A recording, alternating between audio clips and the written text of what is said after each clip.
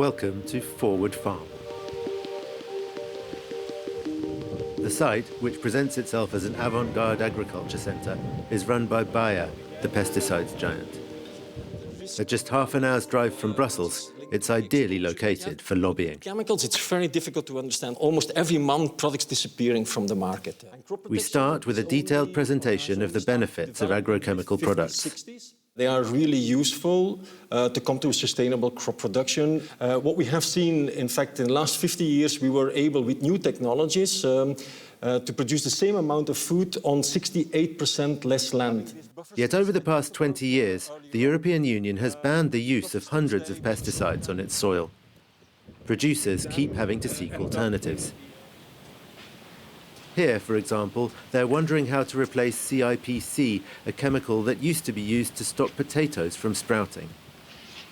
We see that the legislation is having different interpretations in different parts of the world, because the same products are still allowed, for example, in Japan or Canada or the US. So it's the way our legislation in Europe is looking at it, which is very careful, which is always trying to be at the very, very safe side, and is using very much the precautionary principle. So making sure that if we are not 100% sure that we can avoid every risk, we are not going to allow it. Yet these strict rules do not prevent the EU's producers of pesticides from exporting their products outside the bloc. It's legal, though a little hard to justify. It's not like it's not regulated. These products, they have to be also declared to the legal authorities if you're exporting them. So it's not that a country can export what they want without declaring this. They have to declare what, when, and to which country.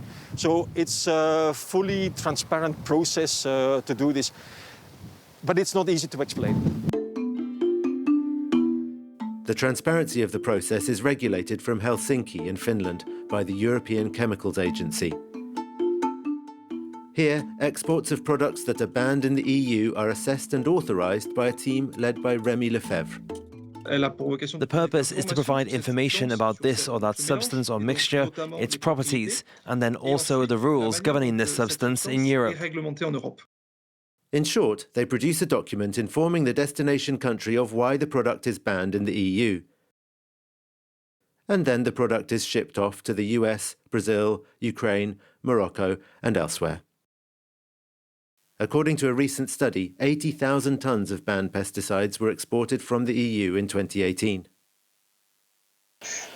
The main destination countries for banned pesticides that are made in Europe are also the main countries from which Europe imports agricultural and food products.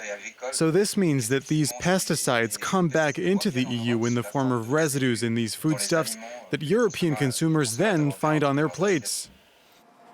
The European Commission would like to stop this. We must show, of course, coherence and change this approach.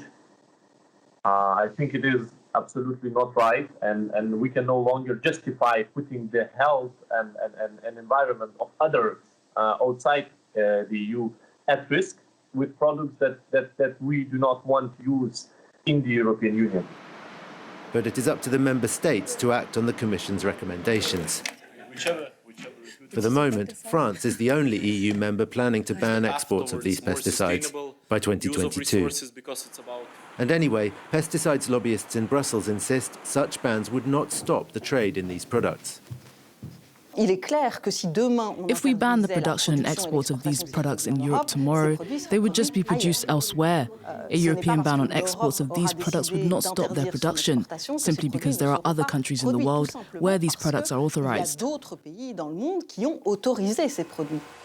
Paraquat, cyanamide, atrazine, all pesticides considered too dangerous to use on European soil, but all still very widely used outside the EU.